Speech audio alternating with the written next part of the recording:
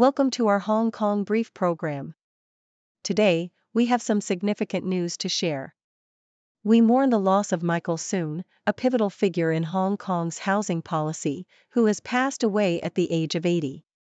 His contributions to the city's development and housing crisis solutions will not be forgotten, as he leaves behind a legacy of public service and dedication. In more upbeat news, Hong Kong's stock market is riding high with a two-day wave of optimism, fueled by positive corporate earnings reports and stimulus measures from Beijing. The Hang Seng Index has seen a notable rise, and investors are eagerly anticipating upcoming results from major companies. It seems the financial landscape is looking brighter. Finally, we dive into the world of luxury with the unveiling of Richard Mille's latest masterpiece, the RM65-01 McLaren W1. This exquisite timepiece showcases the perfect blend of automotive innovation and watchmaking excellence, reflecting the high-performance spirit of McLaren. Please stay tuned for more detailed content. South China Morning Post reports on the passing of Michael Suen, a prominent figure in Hong Kong's government, who died peacefully at the age of 80. Suen was instrumental in addressing the housing crisis following the 1997 handover, famously introducing a 9-point policy aimed at stabilizing property prices after a dramatic decline. His career spanned over 4 decades, during which he held various key positions, including Chief Secretary and Secretary for Housing. Despite facing health challenges in his later years, including kidney failure and other ailments, Suen's legacy remains significant, with many acknowledging his dedication to public service and contributions to the city's development. South China Morning Post also highlights the positive momentum in Hong Kong's stock market, which has seen a rise for 2 consecutive days fueled by optimism regarding corporate earnings following recent stimulus measures from Beijing. The Hang Seng Index climbed to 20,640.67, with notable gains from companies like China Unicom, which reported a 7.9% increase in third-quarter profits. Investors are closely monitoring the earnings reports of major companies, including HSBC and BYD, as well as upcoming discussions by the National People's Congress regarding government spending. This wave of optimism reflects a broader trend across Asian markets, although some, like Japan's Nikkei 225, experienced slight declines. South China Morning Post features the latest innovation in luxury watchmaking with the introduction of Richard Mille's RM65-01 McLaren W1, a timepiece that merges automotive excellence with horological craftsmanship. This collaboration between Richard Mille and McLaren showcases cutting-edge technology and design, mirroring the aesthetics and materials of McLaren's newest supercar. The watch boasts a high-performance automatic movement that allows for precise timekeeping and features inspired by the automotive industry, such as a rapid winding system and a unique function indicator. The meticulous design process included 9 months of development, resulting in a stunning piece that embodies the spirit of speed and luxury, appealing to both watch enthusiasts and automotive aficionados alike.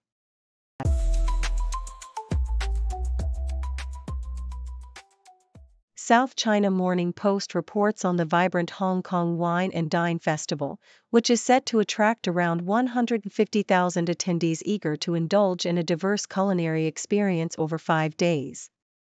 With more than 300 booths showcasing over 1,000 varieties of wine, classic whiskies, and craft beers, visitors can pair their drinks with an array of food options, including vegetarian choices.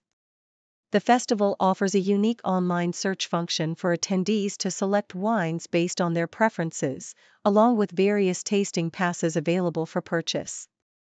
Special deals on selected drinks and a Halloween-themed weekend party add to the excitement, promising a festive atmosphere filled with interactive games and the chance to enjoy cocktails crafted by renowned mixologists against the backdrop of Victoria Harbour.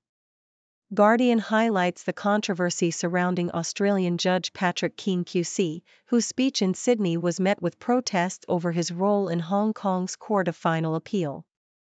As the number of foreign judges on the bench has significantly dwindled, concerns have arisen regarding the rule of law in Hong Kong, especially following the implementation of the national security law. Critics argue that the presence of foreign judges, including Keane, legitimizes a judicial system perceived as increasingly authoritarian. Protesters gathered outside the court, calling attention to the plight of jailed pro-democracy figures like Jimmy Lai, and urging judges like Keane to reconsider their positions in light of the political repression in Hong Kong. The ongoing debate raises questions about the integrity of the judiciary amid a climate of political tension.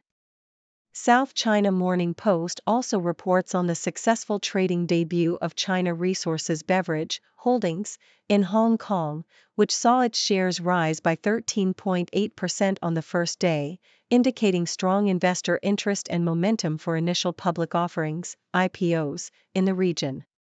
The company raised 5.04 billion Hong Kong dollars, approximately $650 million US, and attracted bids that exceeded available shares by an impressive 234 times, prompting speculation about further share offerings.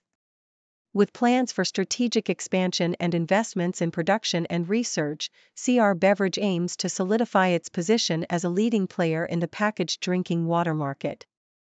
This IPO marks a significant moment in a busy week for the Hong Kong Stock Exchange, which is witnessing a revival in listings, reflecting broader economic optimism across Asia.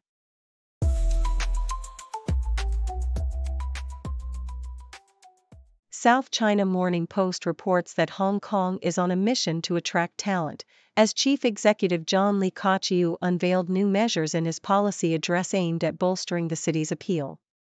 With over 380,000 applications since the introduction of the talent admission regime in 2022, and around 160,000 newcomers arriving with their families, the government's focus has primarily been on attracting these talented individuals.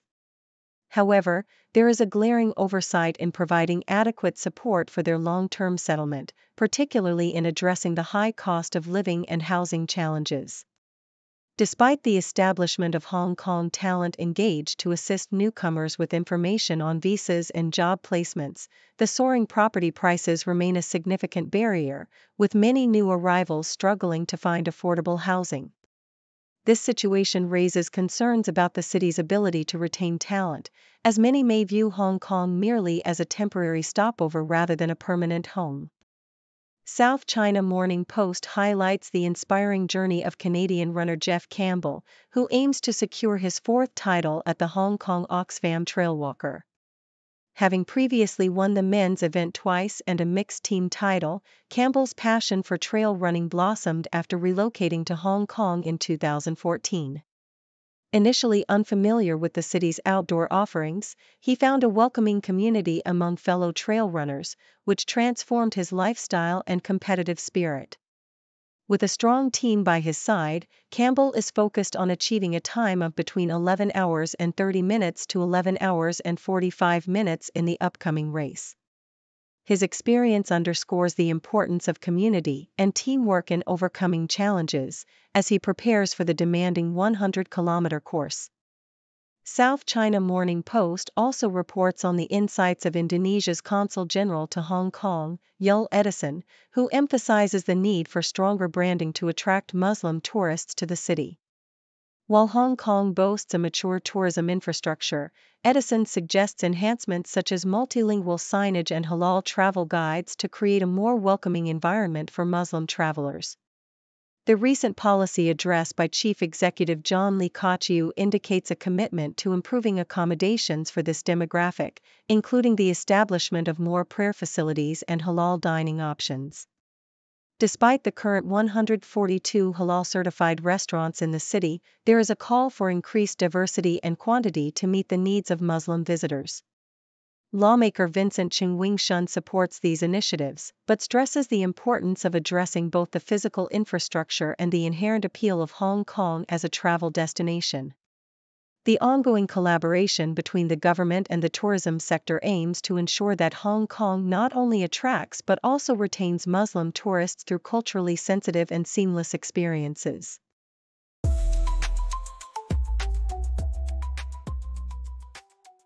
South China Morning Post reports that Hong Kong is on the brink of becoming a major international hub for marine insurance, thanks to its strategic location and existing infrastructure. Carl Hess, CEO of Willis Towers Watson, emphasized the city's potential during a recent interview, highlighting the government's intention to provide tax exemptions for ship leasing businesses and concessions for marine insurance. With 2,600 ships registered in Hong Kong, the city ranks fourth globally, and Hess believes that if the government implements policies to attract talent and facilitate capital raising for insurers, it can solidify its status as a shipping and insurance center.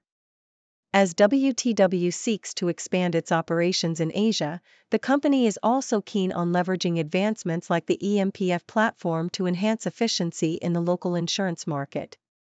In another piece, the South China Morning Post introduces Shanwei, a coastal city in Guangdong that is emerging as a weekend getaway for Hong Kong residents. Unlike the bustling cities of Shenzhen and Guangzhou, Shanwei offers tranquil beaches, fresh seafood, and vibrant night markets, making it a unique alternative.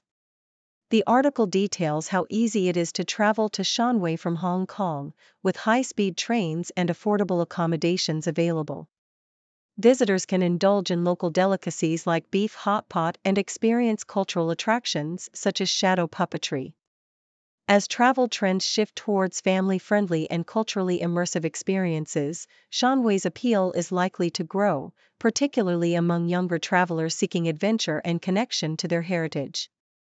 Lastly, the South China Morning Post features Well Said, an alt-rock band from Hong Kong, discussing their new album Regretopia and the evolving music scene in the city.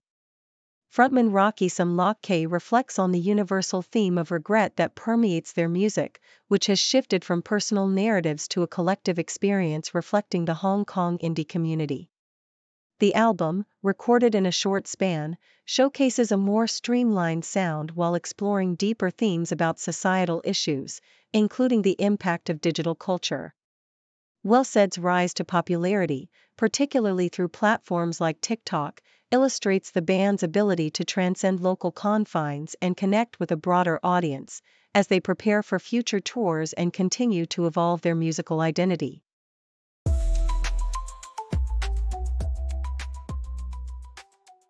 South China Morning Post reports that Xi Jinping's recent visit to a PLA rocket force unit underscores the strategic significance of this military branch in China's approach toward Taiwan. During his inspection in Anhui, footage revealed nuclear-capable missiles designed to target U.S. military assets, emphasizing the rocket force's role in deterring American intervention in the Taiwan Strait. Analysts suggest that the rocket force's advanced capabilities, such as the DF-26 missile, could be pivotal in a potential conflict, with the intention of signaling to the U.S. that China's military readiness is continuously evolving. This visit follows a military drill and highlights China's strategy of preparing for various scenarios regarding Taiwan, which Beijing views as a core issue of national sovereignty. South China Morning Post also delves into Laura Loomer's controversial presence alongside Trump, which has stirred significant debate within the Republican Party. Loomer, known for her provocative statements and conspiracy theories, has drawn criticism for her recent comments regarding Kamala Harris and unfounded allegations about Haitian immigrants. Despite Trump's attempts to distance himself from her, Loomer's visibility in his campaign raises concerns among party members about her extremist views. The backlash against her statements reflects a broader struggle within the GOP to balance support for the base while distancing from controversial figures. Loomer's history of inflammatory remarks and her attempts to influence the election narrative have made her a polarizing figure, even among Trump's supporters. Nikkei Asia highlights the growing backlash against the no-return refund policy in China's e-commerce sector, which allows customers to receive refunds without returning items. This policy, initially aimed at enhancing consumer trust, has led to significant challenges for merchants who face increased refund requests and accusations of poor quality products. Platforms like Taobao and Pinduoduo are tightening their rules in response to seller complaints and regulatory scrutiny, as excessive returnless refunds threaten profitability. The emergence of groups teaching consumers how to exploit these policies further complicates the situation, prompting legal actions from sellers and leading to a broader discussion about the implications of such practices on quality and environmental sustainability. The debate continues as consumers and merchants navigate the complexities of this evolving retail landscape.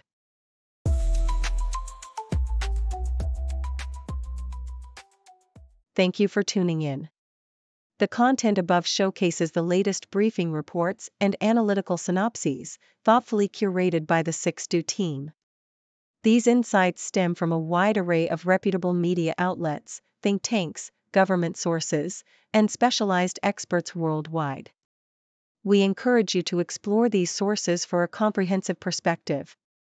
Keep in mind that while the content may not always align with the official standpoint of 6Do Brief, it's not meant to be taken as absolute directives for decision-making. Comprising seasoned media professionals, learned scholars, and accomplished scientists, the 6Do team embodies a trailblazing, fully independent media entity. To customize 6Do Brief to meet your professional needs, you have the option to subscribe to a diverse array of briefings on our website, 6dobrief.com. Regardless of your location, you can conveniently receive 6Do Brief via email.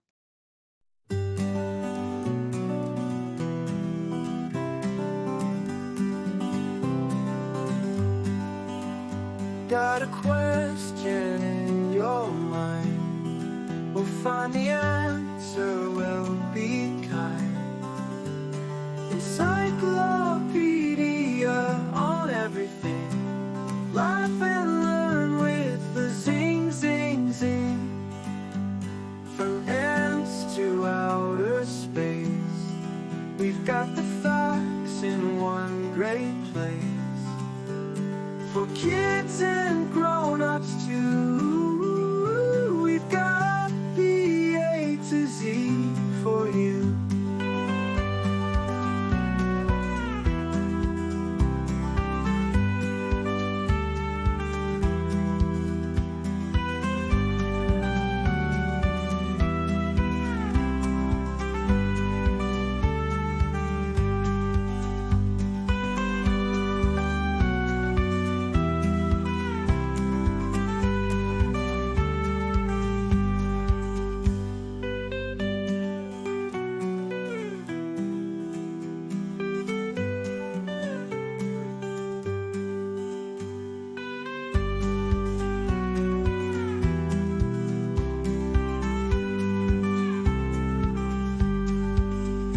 Got a question in your mind?